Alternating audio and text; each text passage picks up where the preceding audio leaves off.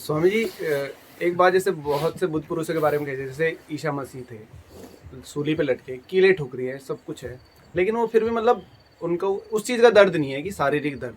क्या सही में बुद्धत्व और शरीर के दर्द में रिलेशन खत्म? मतलब वो आदमी को चोट नहीं लगेगी, आदमी को कुत्ते ने काटा तो उसको दर्द नहीं होगा उस चीज़ का, या वो डरेगा नहीं, या ये चीज़? बताता हूँ।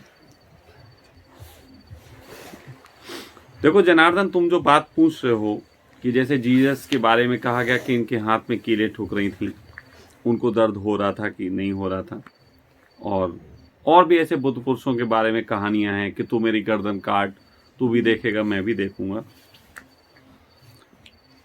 ये जो तत्व है इसके बारे में थोड़ी सी बात करेंगे।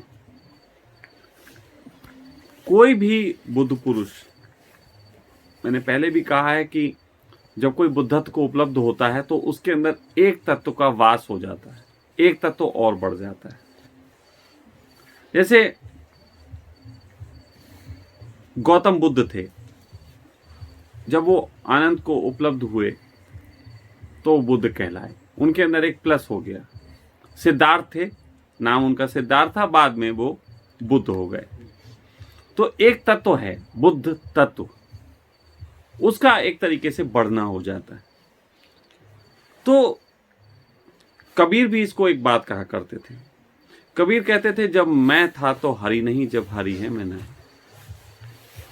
मुझसे एक बार किसी ने कहा कि आपके बारे में कई बातें सुनी है, कई बार आप चमत्कार टाइप की भी कुछ बातें लोगों ने कह दी हैं, तो आप इस विषय में बोलिए, कुछ चमत्कार करके दिखाइए। मैंने कहा मैं नहीं कर सकता। आप मुझसे कहोगे तो नहीं कर सकता। तो बोले क्यों? मैंने कहा जो करता है वो है नहीं, और जो है वो कर नहीं सकता। तो अभी तुम मुझसे कहो चमत्कार दिखाने के लिए, मैं दिखा नहीं सकता क्योंकि वो है नहीं। और जब तुम वो दिखा सकता हो तो मैं नहीं होऊंगा, तो मैं तो नहीं कोई चमत्कार दिखा सकता। और जो दिखा सकता है वो जब दिखाता है तो दिखा लेता है। तो एक तरीके से हमारे अंदर एक ऐसा तत्व पैदा हो जाता है जो मेरे बीच और उसके बीच एक वैक्यूम का काम करता है। जैसे कहा जाए, आपकी आंखें देखती हैं, आप सो रहे हो, मैं आपकी पलकें खोल दूं, आपको क्या दिखाई देगा? क्यों? आंखें देखती हैं, तो फिर उस समय क्यों नहीं दिखेगा? आपके कान सुनते हैं, बहुत बार ऐसा होता है, आप सो रहे हो जो भी सही, मैं बोलूं तो नहीं सुनाई देगा। क्यों? क्या हुआ? कौन सो गया? कान? कान तो है। असल में हम सब जो शरीर को शरीर मानते हैं, वो शरीर के साथ जब तक हम बहुत जुड़े रहते हैं तब तक ही हम शरीर हैं। आत्मा से जैसे ही परिचय होगा, पता चलेगा शरीर अलग है, आत्मा अलग है। आत्मा कोई और बात है। आपकी आंखों के पीछे जो देखता है वो है असली चीज, वो ड्राइवर है।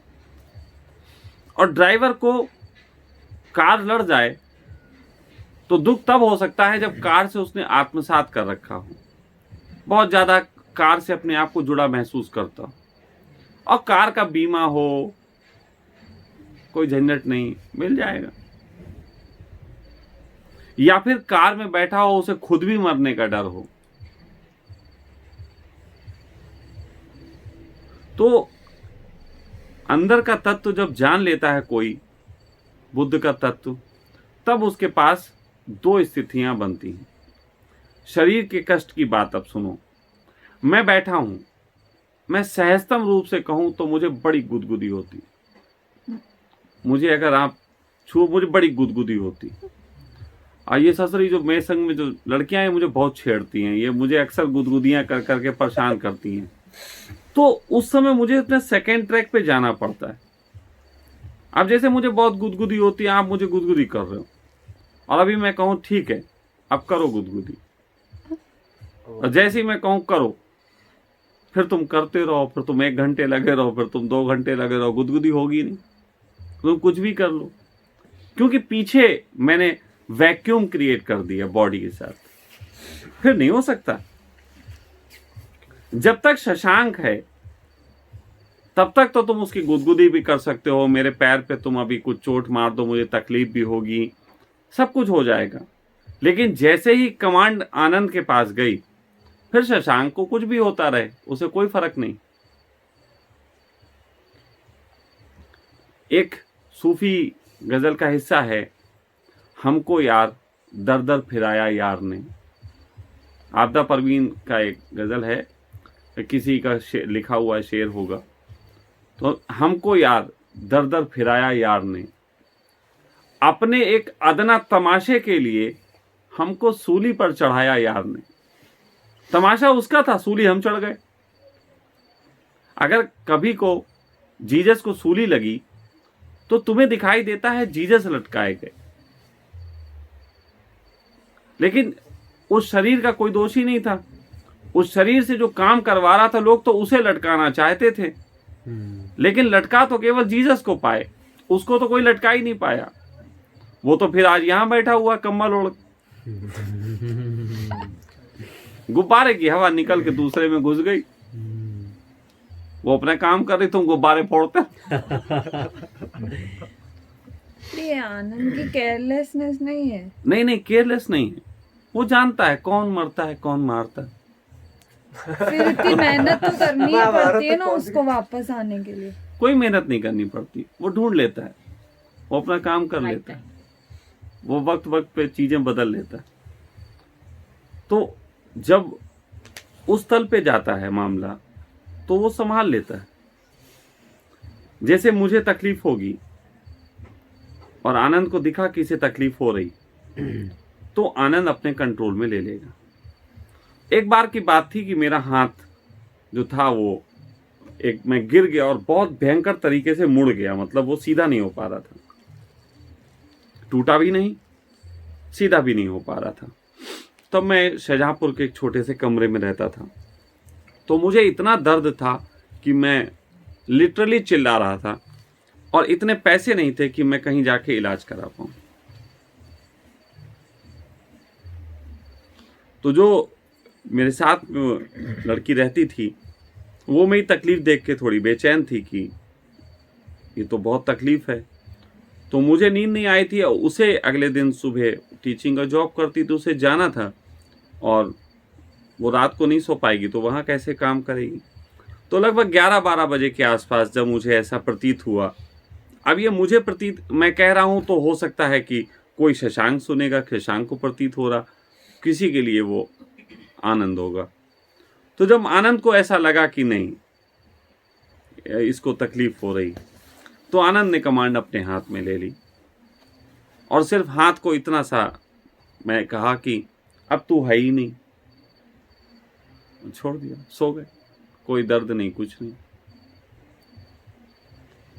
कोई दर्द नहीं, कुछ नहीं।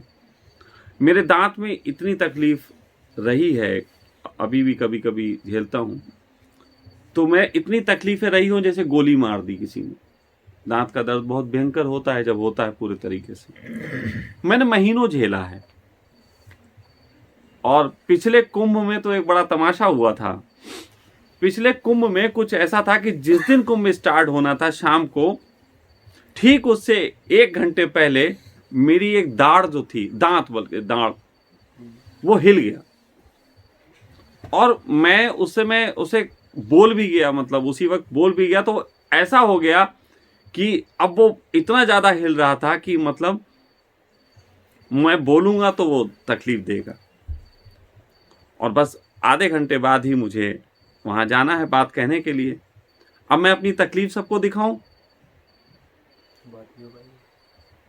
तो मैंने उस दिन किसी को नहीं बताया, और ऐसे करके दांत पकड़ा और खींच के तोड़ दिया। दिव्या को बाद में दांत दिया, लो दिव्या ये दांत रख लो, ये हमने कहा हाँ हिल गया था, मैंने तोड़ के निकाल दिया। लेकिन पूरे वक्त के दौरान, क्योंकि मंच पे संचालन था, किसी को भी नहीं प्रतीत हुआ कि मुझे कोई पेन है।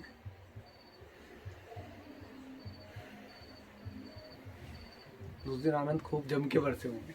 नहीं, आनंद जम के हमेशा ही बरसता है। देखो, मैं उसका असिस्टेंट, जितनी बात वो मेरे माध्यम से बोल चुका उतनी मुझे भी आ गई। वो कोई अगर दोबारा उसको पूछता रिपीट तो मैं भी बता देता हूँ। जब कोई नया पूछता है और मैं अटक जाता हूं, तब वो आ जाता है, कहता रुको हमारे। कहने का ये है कि शारीरिक पीड़ा में भी अगर मैं अटक जाऊं तो वो आता है। तो अगर सूली चढ़ाई जाती है तो वो आता है, जहर पिलाया जाता है तो वो आता है, थेलियम दिया जाता है तो वो आता है। वो आपकी हर पीड़ा में आपका सहयोगी है। ऐसा नहीं है वो आपको छोड़ के नहीं भाग जाता। कई बार लोग ये सोचे वो अपना काम, जैसे दिव्या वो अपना काम कर लेता है। नहीं, वो तुम्हारा सारा काम करता है। एक और बात आज आपको बताता हूं।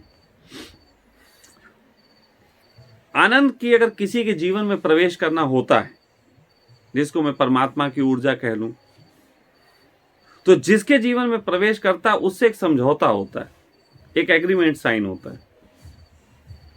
वो एग्रीमेंट इनबिल्ड है, वो मतलब बहुत छुपा हुआ है, वो तुम्हें बताया नहीं जाएगा, लेकिन वो एग्रीमेंट होता है, ये मुझे पता है। वो एग्रीमेंट ये है जो बिल्कुल कृष्ण ने खुल के कह दिया था, तू मेरी राह पे आके तो देख, मैं तेरा जीवन सवार ना दूं तो मुझसे कहना। तू मेरे लिए अपना मिटाने को तैयार तो हो, मैं तुझे दुनिया का सम्राट ना बना दूं तो कहना। वो पहले तुमसे मांगता है, दो, फिर मैं सब दे दूंगा। मेरे जीवन में उसने मुझसे परिवार छीना, उसने मुझसे मेरे दोस्त यार छीने, मेरी संपत्ति छीनी, मेरी प्रतिष्ठा छीन ली, हर चीज छीन ली। एक कोई भी चीज तो नहीं बची थी मेरे पास इतनी सी कहने को जो मुझसे छीन ना ली हो उसने। न धन, न इज्जत, न प्रतिष्ठा, न दोस्त, न परिवार, न समाज, न रिश्तेदार, कोई भी नहीं बचा। लेकिन उसके बाद जब दिया, इतना बड़ा परिवार, वो वाला भी है।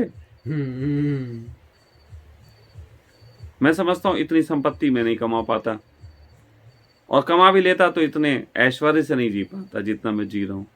वो भी उसी का दिया हुआ। और कमाल की बात है, उसने मेरी एक एक चीज पूरी की, एक एक चीज जो मैं कभी चाहा करता था। शशांक के रूप में मैंने जो चाहे कभी की थी, इतनी सरलता से पूरी की, मुझे खबर ही नहीं हुई। जब हो गई पूरी, मैं पता लगा यार ये तो मैं सोचा करता था कि मिले, अब ऐसे सामने आके रख दी।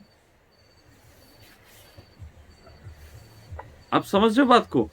शशांक जितना सोच सकता था, मैक्सिमम जितनी चाहते उसकी थी, उसको तो उसने चुटकियों में पूरा कर दिया। और अंतिम चाह के रूप में वो बेटी वाली बात थी कि बेटी का विवाह। जब पहली बेटी का विवाह हुआ, बड़ी बेटी का, तब मेरे अंदर थोड़ा सा पिता एक बार को आया, और उस पिता ने आनंद से कहा कि यार देख, तू बहुत घुमाता है, लेकिन थोड़ा मेरी बेटी के विवाह तक, दूसरी बेटी के विवाह तक थोड़ा यार ऐसा कर ले, सलीके से चल जा। तो उसका विवाह अगर सही से नहीं हुआ, पहला तो अच्छा हो गया, तो दूसरी का नहीं हुआ तो हो सकता पूरी जिंदगी वो गाली दे।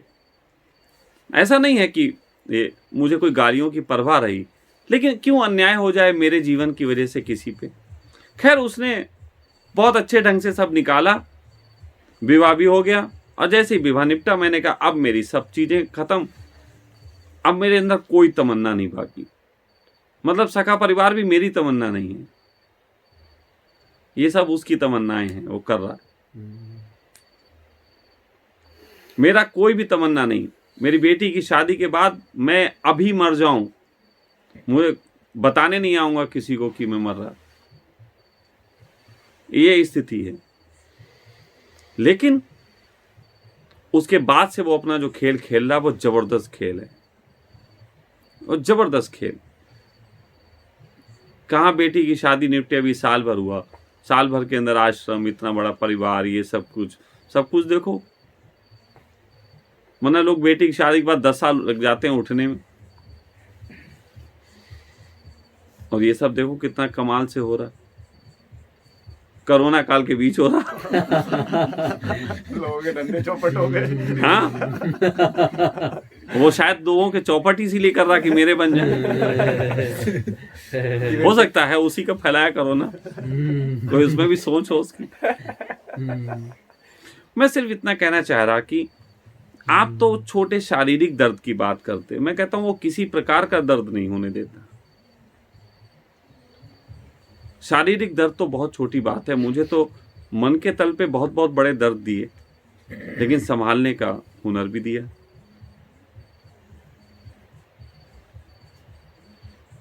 तो वो जो ड्राइवर है ना, उसको कोई तकलीफ नहीं होती। गाड़ी टकराई, गाड़ी को तकलीफ, ड्राइवर को क्या तकलीफ। अब जब मैं तुमसे कहता हूं, अब यहां अंतिम सार सुन लो, जब मैं तुमसे कहता हूं कि आंख नहीं देखती, आंख के पीछे कोई देखता है, तुम मानते हो? जब मैं कहता हूं कान नहीं सुनता, कान के पीछे कोई सुनता है, तो तुम मानते हो? जब मैं कहता हूं नाक नहीं सूंघती, कोई और सूंघता है, तो तुम मानते हो? तो तुम ये भी मानो कि शरीर को जब चोट लगती है, वो चाहे तो चिल्लाए, वो चाहे तो ना चिल्लाए।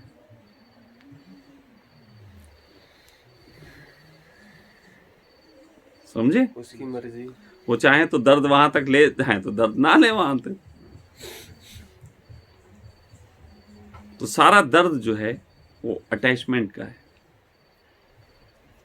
अटैच होके जो जीते हैं वो तकलीफ में जीते हैं, जो डिटैच होके अपने अंदर ही डिटैच होके जीते हैं तो उनको कोई तकलीफ नहीं होती। और जो अटैच होके जीते हैं वो असल में दिमाग से जीते हैं, भावनाओं से जीते हैं, इनसे जीते हैं। और जो डिटैच होके जीते हैं वो बहुत प्रैक्टिकल जीते हैं। तो जो इंसानियत वाली बात थोड़ी देर पहले कर रहे थे, वो उस तरीके से जीते हैं। तो मैं अपने अंदर ही डिटैच होके जी रहा हूं, मतलब मैं हूं, मैं डिटैच भी हूं।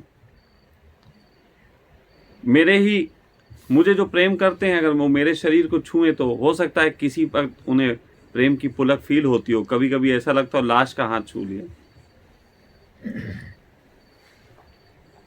मुझे कई बार लोग देखते हैं, कुछ लोग डर जाते हैं। कई लोग मुझसे कहते हैं आपको देख के बड़ा डर लगा। तो मैं कहता हूं डर लगेगा, क्योंकि जब शशांक की आंख होती, शशांक की आंख तो बड़ी मजेदार है। देखो ये वाली आंख शशांक की है और ये वाली आंख शशांक की है, तो इसमें हलर चलर है। जिंदा आंखों से डर नहीं लगता। और मुर्दे की आंख देखी कि बिल्कुल इसमें कुछ भी नहीं, जो किसी से अटैच नहीं, जो अब मर ही गया। तो जब मैं बिल्कुल किसी से डिटैच नहीं हूं, उस भाव में बैठा होता हूं, और तब का मेरा कोई फोटो देख ले तो डर जाएगा। मुर्दे की आंख डराती है, जिंदा आदमी की आंख थोड़ी ना डराती, क्योंकि उसमें विचार होते हैं और विचारों के हम सब आदी हैं। तो विचारों से डर कैसा? लेकिन हम मुर्दे तो नहीं, तो मुर्दे की आंख से डर लगता है। तो बस इतना सा रीजन है, वो मुर्दे जैसा है। इसीलिए वो वही ये बात कह सकता है, ना काटा जा सकता है ना भिगोया जा सकता है, क्योंकि वो है ही नहीं और उसके अलावा भी कोई नहीं। तो जीसस को तुम शरीर को पीड़ा दे सकते हो, लेकिन उसके पीछे का जो तत्व है वो उससे हट गया तो जीसस चिल्ला भी नहीं रहे। जैसे पागल आदमी के दिमाग में वो सेंसेस नहीं होते कि चोटों का उसको पता लगे। तो बहुत से पागल हैं तो उन्हें पीट तो उन्हें कुछ नहीं होता, क्योंकि वो पीछे का सेंसेस है ही नहीं। और किसी का सेंसेस है, वैक्यूम ले लिया। आप समझ रहे? एक का सेंस है ही नहीं पागल, तो उसको आप पीटो कुछ नहीं होगा। और एक के सेंस ने वैक्यूम ले लिया, दूरी बना ली, तो यहां पे आप मार तो रहे हो, वहां पहुंच ही नहीं रहा। और उस तल पे खड़े होके वो कह सकता है तू गर्दन काट, मैं भी देखूंगा, वो भी देखेगा। एक जमाना था, मुझसे किसी ने कहा था कि आपको कैसी मौत चाहिए। मैंने कहा वैसे तो हम मौत के बारे में सोचते नहीं, ये विचार ज्यादा आते नहीं, लेकिन अगर मौत चाहिए हो और मेरे तरीके की मुझे मिले तो मैं तो चाहूँगा कि बहुत तेज आंधी चलती हो, मैं सड़क पे खड़ा हुआ हूँ, कोई टीन का टुकड़ा उड़ता हुआ आए और मेरी गर्दन ले जाए, मैं भी पलट के देखूं और वो भी जा रही हो, तो मौत तो फिर मैं ऐसी चाहूं। लेकिन अब मौत मांगू, ये भी एक मन हो गया कि ऐसी मांगू। पूछ लिया तो बता दिया, इंसानियत। वाह, इंसानियत के नाते बता दिया। लेकिन मैं मौत के बारे में भी क्यों सोचूं? मेरी मौत होगी तो जैसी होनी होगी होगी। फिर कई लोग ये कहते मेरे मरने के बाद ये कर देना वो कर देना। जैसे ओशो प्रवचन देते हैं, जब ताव के ऊपर बोलते हैं तो बोलते हैं क्या रखा है लाश को जलाने में, दफनाने में। मर गए तो मर गए, जो मर्जी हो चील कौए खा लें, जो मर्जी हो। लेकिन सुना यह है कि जब वो मरने लगे तो कहने लगे मेरे मरने के बाद इतनी देर बाद मुझे जला देना, मेरे मरने के बाद ये वाला पत्थर लगवा देना। भाई पत्थर तो वही बनवा के गए थे, उस मरने की डेट नहीं लिखवाई थी कि वो डेट और लिखी जाएगी, फिर पत्थर लगा देना। Never born never die. तो मन नहीं लिखा था। नहीं, अब ये तो उनसे पूछ।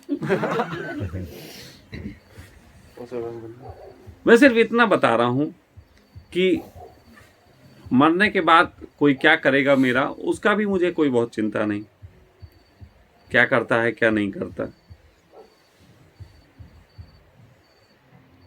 हाँ, लेकिन मरने के बाद मेरे निकटतम लोग अगर रोएं तो थोड़ा सा अच्छा नहीं लगेगा, क्योंकि रोया उनके लिए जाता है जो जिंदगी जी ना पा रहे हो। मेरे लिए तो किसी को रोने की जरूरत नहीं, मैं तो पूरे जी रहा हूँ, मजे से जी रहा हूँ। हाँ, मेरे लिए कोई इसलिए रो सकता है कि कभी को कुछ मैंने मांगा था उससे उसने दिया ना हो, तो भाई जो जो देना चाहो अभी दे दो, बाद में रोने का कोई कारण मत छोड़ो। या मैंने कुछ कहा और उसने माना ना हो, तो भाई मैं जो कहूँ वो मान लो, फिर रोने का कोई कारण नहीं रह जाता। तो